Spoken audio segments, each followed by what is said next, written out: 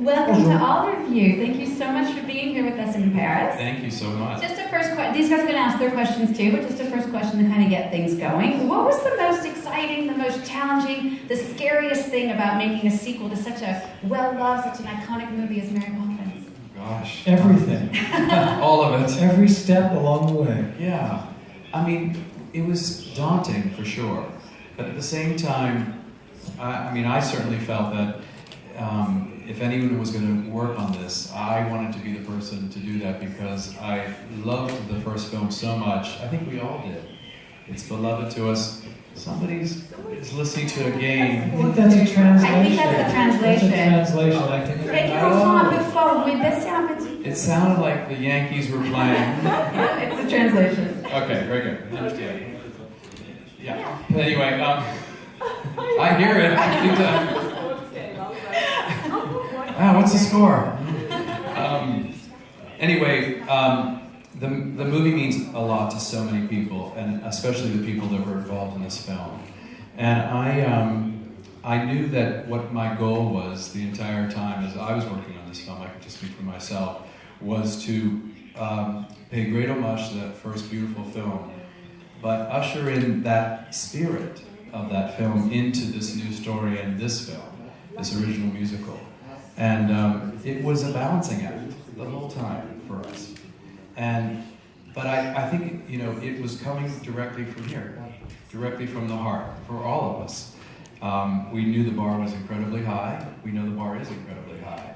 So it was something we were reaching for together. And all of us, I think, feel the same way. We have a great feeling for this piece. It has a great special place in our hearts, for all of us. Vos questions peut-être? Qui voudrait poser une question en premier? Voilà, juste ici. Alors, un microphone, je pense. Ça arrive. Voilà, juste ici à droite. Hop. Je suis là. Ok, allez-y. Question for Emilie Blunt. I'm Thierry from TSM Jazz, the Jazz Radio in Paris. We have some songs swing jazz in the movie. It's a special for you to sing with jazz, with horns. With horns? Yeah. Love your accent. With horns.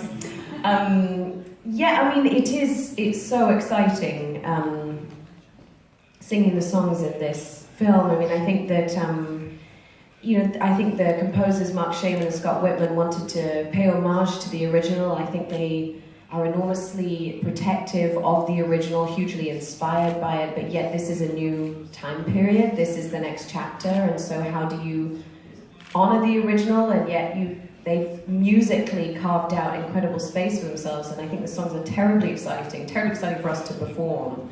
And certainly those big show-stopping numbers, which have a huge orchestral presence to them, are just, thrilling to sing and to dance along with, So yes, I loved singing to the horns. And also if I've understood correctly, they kind of tweaked the songs as the development process went to really suit your strengths. Is that correct? For sure. I mean, I think the songs for us felt like tailor-made suits by the time we were done. They were incredibly collaborative, and sometimes there were many songs that didn't end up being the chosen ones. For my first song, there were about 3 or 4 different versions. For Lin's first song, there were about 7 different versions, and it's really about waiting until you've found something that feels perfect to everyone, to Rob, to me, certainly to the composers. And that's the excitement of working on an original musical. This is an original film musical. That is such an endangered species. And it is so, and that requires a development process. So we worked, you guys worked on the script even longer than us, but since we were cast, we got to try out lots of different songs until it felt not just right for us as performers, but for the moment. And we were lucky to know who was playing the parts as we were writing it, in addition to the songs, but the script as well, and it always helps to tailor-make these parts for these actors. And how exciting for both of you. Absolutely. Yeah, but there was really no other way, I think, because, we were literally creating these parts from scratch. And so, without Emily and Lin involved from the very beginning, I don't know, we would have been inspired. I don't know how we would have done it. So, they were with us literally, this took 3 years. We started writing in 2015. They were on board almost right from the very beginning. Yeah, we had writer's workshop, and they were part of that, so we were able to really delve into these characters and the script. And then we had 2 months of rehearsals, which you never get on a film. And it's crucial for Rob and myself. We like the rehearsal process. And that's how we all bonded together, and the company really became a family. And I think you feel that. The relationships are very deep.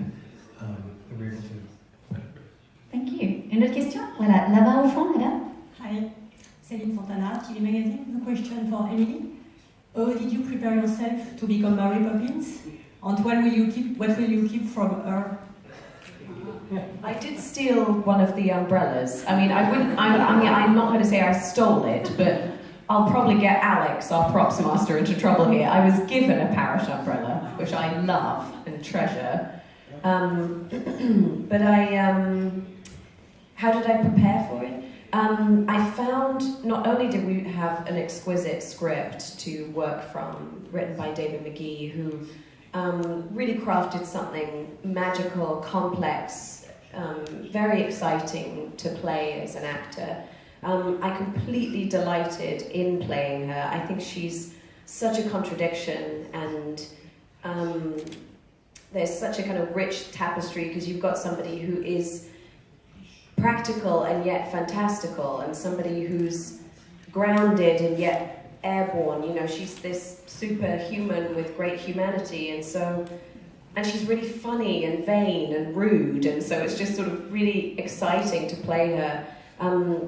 I did find the eccentricity that Rob and I were wanting to capture in the character was very much present in the books as well. You know, there's 7 other books written. So it was a sort of combination of the perfect script and the books, you know. Lin, just a question for you. This was really your first big movie experience after having done so much cool stuff on stage. What was that like for you, and what was it like working with Rob? Well, it's not unlike working on stage, except you finish a musical number and you have to wait 1.5 years for people to applaud.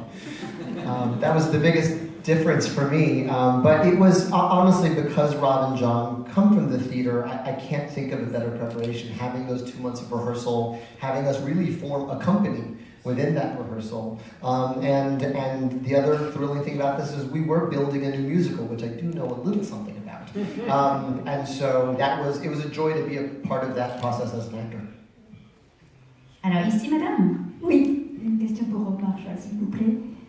J'ai été particulièrement épatée, je ne suis pas la seule, par le formidable ballet des allumeurs de réverbères, qui ne sont pas seulement des danseurs, mais ils sont un authentiques gymnastes.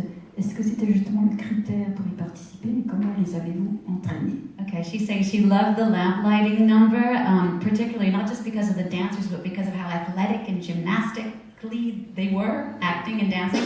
How important was that a criteria for you when you were casting, not just Lin, of course, but all the dancers in that sequence? Did you go look for acrobats, dancers? How'd you find them? Well, that whole sequence was a dream for myself and John, being ex-dancers and choreographers. I've always wanted to do a production number of that length. It's an 8-minute production number with guys, of course, Mary and the children too. But it's really a male number, an athletic male number, and it's masculine, very much so. And that's something, you know, we come from that. I mean, I probably would have been in the movie if it were in the 80s. I would have been the Lamplighters. But I will say that I always look for character, and John and I are very similar this way. You know, I love great dancers, but if there's no character to them, you know, they're in a film playing people. So it's very important for me to find dancers that have their own personality, their own sensibility, their own something special, led by Lin Manuel, who has all of that and more. I love working with actors who are singers and dancers. That's something that's really important to me, because I think without that, it becomes very vanilla. I always look for people who are bringing these characters to life, and I don't care if that's through acting or singing or dancing. It all comes from a place of truth, and so, you know, I think when you watch that number, you feel an eclectic group of men. So it feels like, you know, there's short ones and big ones and tall ones, and with such. parkour. Yes, exactly. So we did hire, specifically we did ask for people that did, we were interested in some sort of gymnastic ability, and then we did audition, you know, the bike people that rode bicycles and people that did tricks, and yes, we knew we wanted to pepper it with that because it is this abandoned park and we wanted to just use everything we could. But Emily's right. I mean, having those parkour, I mean, that was incredible. Those guys, those stunt guys, had never been in a musical number before. I don't think they knew. That was very funny, actually. You trying to teach BMX riders timing. And yeah, you've got to make your entrance on 5. They're like, what do you mean on 5? They were some of the best BMX riders in the country. Yes, they were exactly. like, what's 5? And you were like, and 3, 2, 1. And like, never got it right. I said, if you don't come in, then you're going to get hit by a dancer. So you got to comment on the set. They were fantastic, though. They learned quickly. Une autre question juste ici. Hi, thank you for being in Paris today with us. I have a question for all of you guys. How did you succeed in giving a new life to this Disney classic for the new generation, but still giving a touch of nostalgia for the old generation? Thank you very much. That is a great question, because throughout the movie we do have these little hints of the first one, and whether it's musically and some of the things we see. How important was that to you, Rob? Well, it really was a balancing act, like I was saying before, the whole time, because you want to pay great respect and homage to that first perfect film, but at the same time you really want to make a new story. And so it was, you know, it really was about finding our story. The books are episodic adventures, and there's no real narrative to any of them. So we were able to use them for the set pieces, the musical set pieces, and some of the characters in the piece, but not so much the narrative. So David McGee and John DeLuca and myself created a story, and that was our way in. And I think, and I will say, like Emily was talking about going to the books, we went to the books too, to start and find our way. And because the books were written in the Depression era in London, that was a big key for us. And I have to say, setting it in the Depression era felt very current to me. I felt like, you know, we can all understand the struggle of that time, a darker time, and even holding on to your home. All of those things were something very, very, very current. And so that was one of our ways in, and that helped for sure. But, you know, how do you do both? It was this constant balance, but I will say I was very aware of not abusing it and not reaching to the. I mean, I was more interested in creating something new, and found very specific and strategic places to pay homage, and then obviously spent most of the time focusing on creating an original musical. John, did you want to add something? I could. I think in addition to all that, I mean, the little things you see, like there's the snow globe that a lot of people don't see. There were a lot of motives musically, but again, Robbie was very particular in what he allowed and what he didn't, what he allowed in. Because I think it's these little Easter eggs that make it even more fun for an audience. And even if they don't see it the first time, then they may see it on other viewings. But the thing that made it current for us was Rob saying about the state of the world it was getting darker and darker as we were creating this, and we just wanted to kind of give an antidote to the stress of the world that we were feeling at the time. And kind of people were becoming so inured to the violence and cynicism of our world that we wanted to break through that. We wanted the clouds, the dark clouds, to part, and Mary to come through, Mary, metaphorically Mary, Emily, and give just a shard of light to the times as they're becoming kind of scary. And so that was another reason we felt we really, the time was right to do it now. And another thing the time was right is because these three people that I'm next to. I mean, we get to have Emily, who no one else could do. As Rob has always said, there was one person for this role, and it was Emily Blunt. So then we got the go-ahead to do it, and then we had Lin Manuel. I mean, the brilliance of these two to be able to have them in this world at this time, and then we have Rob Marshall. And, I mean, what else can I say? That there was no one else that could have tackled this material like Rob did. Absolutely, yeah. His genius of inspiration on this film is unparalleled. And I was able to be there every day and I saw every bit of it. He sculpted this creation with the care, the delicacy from every little, the minutiae and detail, but never losing sight of the whole. And I think that's a true artist to be able to do that, to craft that.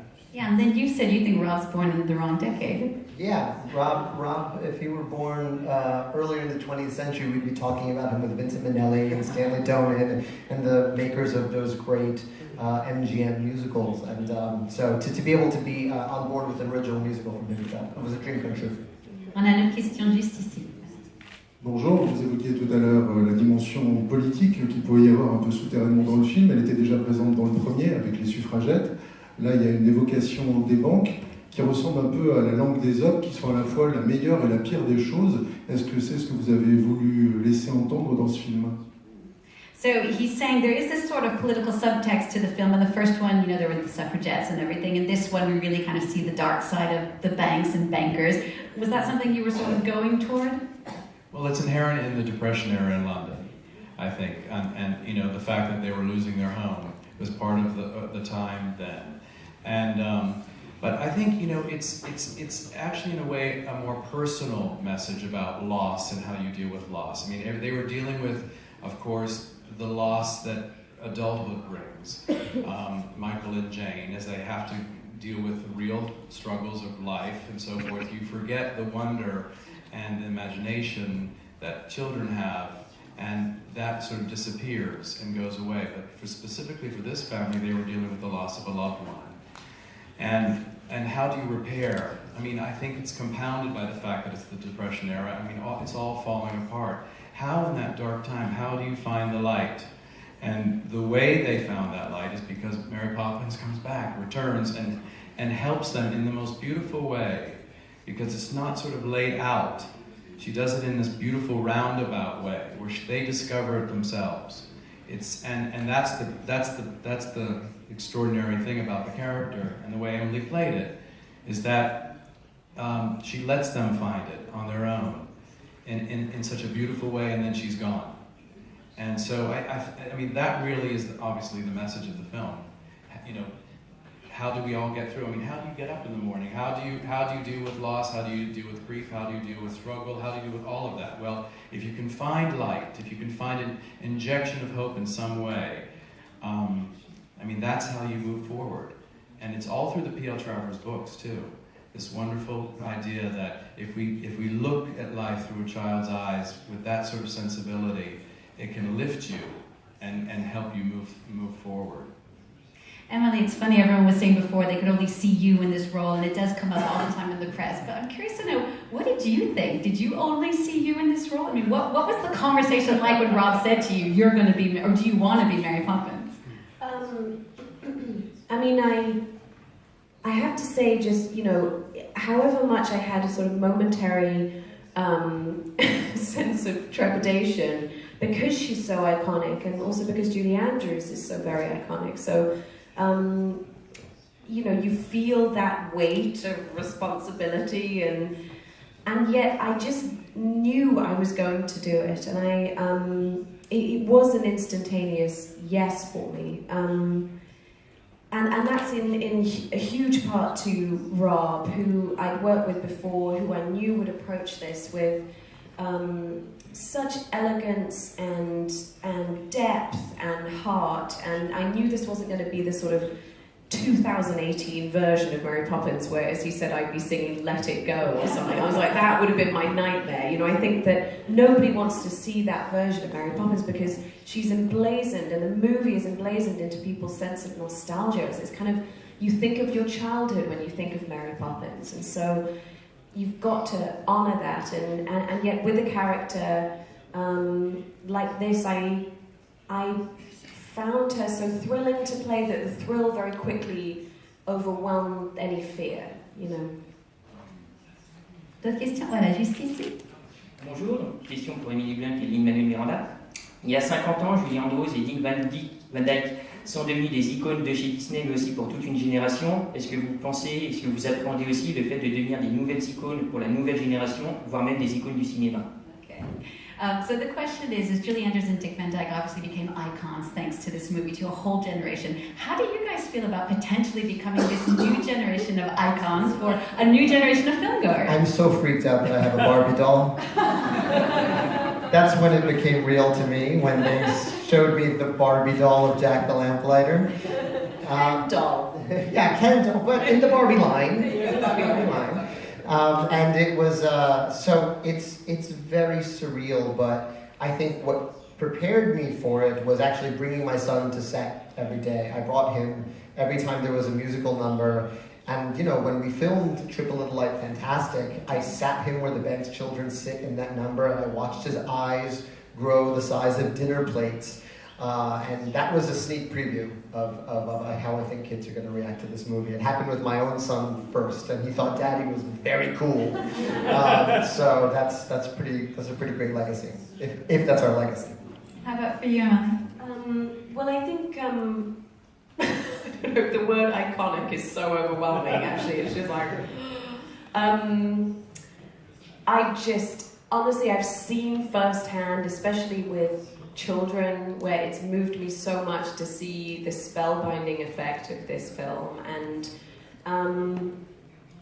you know, I think that she's a character that is incredibly transporting for people, and certainly she's like she's my superhero, you know, so I guess I finally get to do a sort of Marvel character. It's like my version of a superhero. But I think, my own daughter, just to talk about our kids, you know, she said to me for the first time a few days ago, she said, do the voice, do your Mary Poppins voice. And I said, spit spot, and off we go. And she went, you know, it's the first time she'd sort of come to terms with the fact that, she'd seen the film and she understands that I'm playing a part, you know, but I think that's when I feel the same. If you can be a hero in your kids' eyes before they become teenagers and we're inevitably embarrassing. No, we know you were Mary Poppins. Yeah, so take the iconic look in their eyes right now. Ok, juste ici, je pense, c'est qui a le micro? Voilà. Bonjour à tous, du coup j'ai une question pour vous tous. On parlait justement de Dick Van Dyke, j'aurais aimé en savoir plus sur sa participation à ce film-ci. Okay, could you all say a bit about Dick Van Dyke and his participation in this movie and what it was like when he was on set? Dick Van Dyke has more energy at 92 years of age than I have ever had in my life. He is human caffeine. And the 2 days he was on set were, I think, if you spoke to any of us, some of the most magic. Because it's a connection with that first film. It completes a story arc from that first film without giving anything away. And he's magic. You are more alive and more happy because you're in the same room as him. I've noticed when people watch the film, he gets 2 ovations. One simply for existing. He walks in the door and they go, Dick Van Dyke exists! And then he begins to fully Dick Van Dyke out, and everyone starts cheering again. So it was a thrill to have on set. I mean, you know, this for me personally was a dream come true. A childhood dream come true because he was my hero. And, you know, having him on the set, it was so surreal for all of us, basically playing the same old banker that he plays in the first film, 54 years later. And we were all there. He actually grabbed my hand as we were walking on the set and said to me, I feel the same spirit on this set as I did on the first film. And that meant so much to me personally, so deeply. And, you know, he delivers that beautiful monologue in the film to the kids. And Feed the Birds, the music is playing under. We were strategically placed it there because he's talking about the bird lady and the tuppence. And I just remember, they remember this too, I couldn't say cut because I couldn't breathe.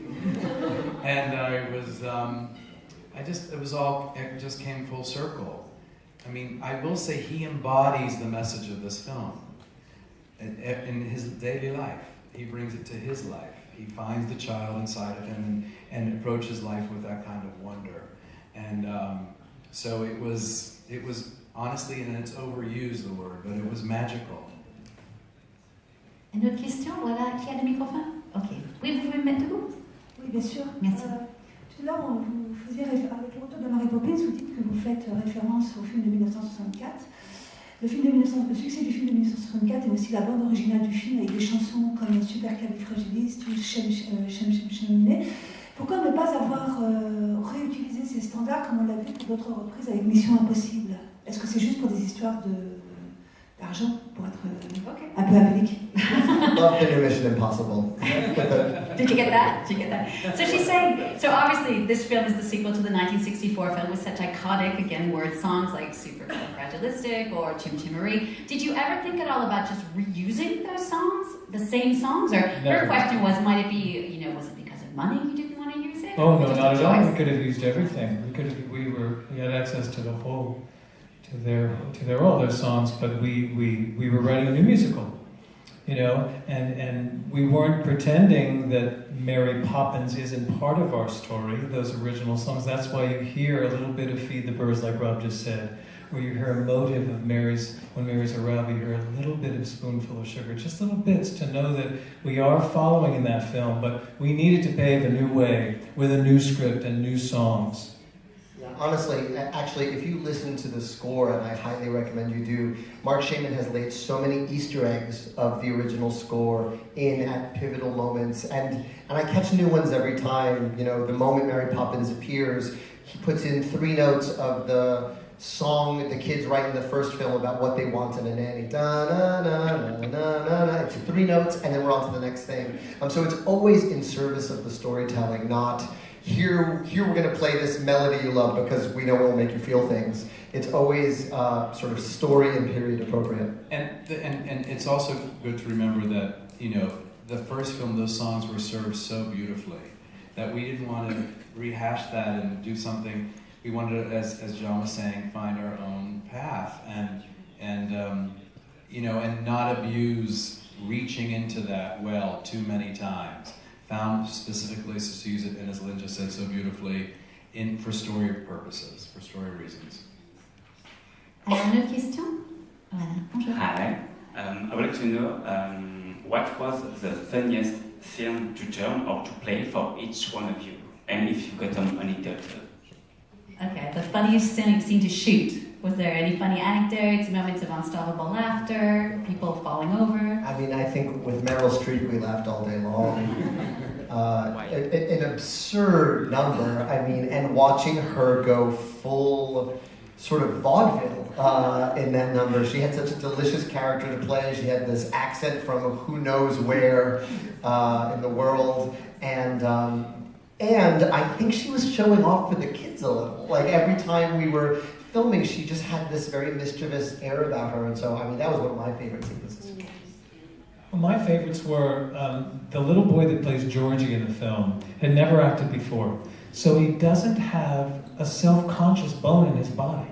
He doesn't know what it is to be self-conscious or to restrict himself. So he just lets his impulses come out, and it kind of drove some of us crazy. We had to rein him in. But most of the time, it was the most enjoyable thing. Like he says action, and Emily's doing things, and he'll just be playing the scene. He'll just be doing what a child would do. And so for me, that just tickled me inside and made it so enjoyable, those scenes. How about for you, Emily? Emily and I are always like, we laugh all day long because we find, Emily's hilarious, Lin's it's a funny group of people. But I never can think of anecdotes. I never think of anecdotes because there's always some sort of in-joke that happened on set that no one else would find funny. But I don't know. Well, things that made me laugh or things that didn't make Emily laugh so much is when we kept on putting her so high in the air that it was so scary. They thought that was really funny. We thought that was really funny scared, actually. Because Robbie would say, "Don't worry, we'll just do it once," and there they'd hoist her up 60 feet. I did almost call lunch when you were up there. So to us it was amusing, and poor Emily, who doesn't love to spin, we keep on making. She goes, "Don't tell me it's another spin," and so we would. I'm actually very proud of the fact that Emily and Lin did most of their stunt work on their own in this film, and that's pretty amazing, I will say. And dancing. No, they did. Well, they did all. No, all the dancing. dancing. But it's hard dancing. No, yeah, but some crazy wire work. They did all that. No, but even the underwater, Emily going up and spinning up the That's water. her. And that's all Emily. Yeah. Picking up those sponges underneath the water and doing that forward aerial cartwheel, walkover, whatever she does. And that's all Emily. Yeah. They just trained her. And Lin jumping up onto Big Ben, being thrust up there. That's him. And climbing. And he would, I mean, you were exhausted. Yeah, but it was the best. But he was he was charged by it, I must say. Because I felt very badly what we would put him through, both of them through. But they were troopers and just dove in and never once said no. And that's a bonus for us. Une autre question juste ici. Bonjour, Olivier Baumin, journaliste groupe Centre France La Montagne. D'abord bravo parce que c'est un beau rayon de soleil dans ce monde de gris, cette Mary Poppins. Dans une industrie cinématographique américaine dominée par les super-héros, les blockbusters, est-ce que Mary Poppins est un peu quelque part une exception culturelle ou est-elle aussi une super-héros? C'est un peu ce qu'elle disait avant, mais peut-être pour revenir dessus. He's saying, thank you for your film. It's really like a ray of sunlight during these great times. But he's saying, we were talking before about the whole superhero thing. Would you say that Mary Poppins is a cultural exception to superheroes, or is she, as Emily was saying before, her own superhero in today's world, for today's world? I mean, what I love about the character is that she's so mysterious we don't know. I mean, she's enigmatic. Who is this person? Is she a superhero? Is she real? Is she not real? What is she? I mean, I will say the thing that Emily brought to this character, which no one could have on the planet Earth, is so many layers to this gorgeous character. So many, because it's not just, it could be so easily played as a cartoon, a two-dimensional character. But because Emily plays her, there's such a humanity to the character, in such three dimension. And so you feel, of course, the facade of the strict and proper nanny, but underneath that, there's that humor that Emily has, and the heart, the beautiful heart that she brings, and the warmth. And that's something that is very hard to play, because it's so full and so rich with so many layers. And so, is she a superhero? I mean, I feel like what I love about the character is that whatever she does, there is this incredible portrayal that makes her so accessible and human, and that you feel her deeply. And I think that's what you brought to the role model. Thank you, Rob. I mean, I also feel that she, because she is so mysterious, she doesn't reveal her inner workings to anybody, which gives her master plan a sort of sense of enigma. And like with most superheroes, you sort of know their very dark backstory. You know everything about them, and they also like to take credit for their superheroic acts. And I love that she doesn't. She almost pretends it doesn't happen, and she takes no credit for it. And she makes it all about them and this sort of incredible voyage of self-discovery that she leads them on, and plants seeds so that they shapeshift and change and discover a new point of view. But she does it in a way that's so delicate and so intelligent, and that's what I really loved about the character. And that she does command the environment that she's in, but sort of pretends not to, and holds it at arm's length because she will inevitably have to leave, which I remember feeling devastated by as a child when I watched the original, and certainly my own daughter when she saw this one. When I looked in the balloon at the end and said, it's time, my daughter was like, no, because it's so sad that she leaves, but again, she's the superhero that makes it all about you, and it's not about her, And it is also largely due to what Emily has created, and she and Rob, what they have created, because it's a very nuanced performance. It's not in your face. It's it's a subtly shaded performance, and you almost have to go to it. Those are my favorite kind of performances. Both she and Lin, they have a knack that they don't push. They don't, because a lot of times when you're in a musical, it becomes a showy musical performance, and it's very out there for the last row, and they both don't have that. It's in their blood to just be honest, and if you see it, you see it. If you don't, you don't. And I love those kind of performances where you have to go into them and watch them very closely because they're subtly shaded. On a juste le temps pour une dernière question, je suis désolée. Qui a le micro? Voilà, super. Bonjour, merci d'être là et merci pour le film. Moi j'ai une question. Est-ce qu'il a été prévu à un moment donné une apparition de Julie Andrews? Je pense par exemple au rôle d'Angela Lansbury qui semble écrit pour une apparition en fait. Et pour Julie Andrews elle-même? Okay. Oui, voilà. Yeah, his last question is asking, did you ever think of a role for Julie Andrews? He's thinking of Angela Lansbury, the balloon lady. Could Julie Andrews have played that? Did you talk to her about it? I spoke to, John and I actually both spoke to Julie. She's a very good friend of ours, and known her a long time.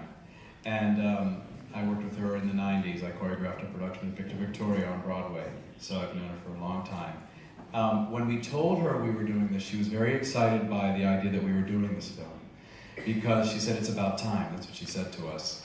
54 years, and this all these books, all this material. Why hadn't there been one? So she was thrilled. And when we told her who was playing Mary Poppins, she literally threw her arms up in the air and said, "I love her." That was a beautiful moment. She has great taste. And then, but then we started talking to her about, should she be involved in some way?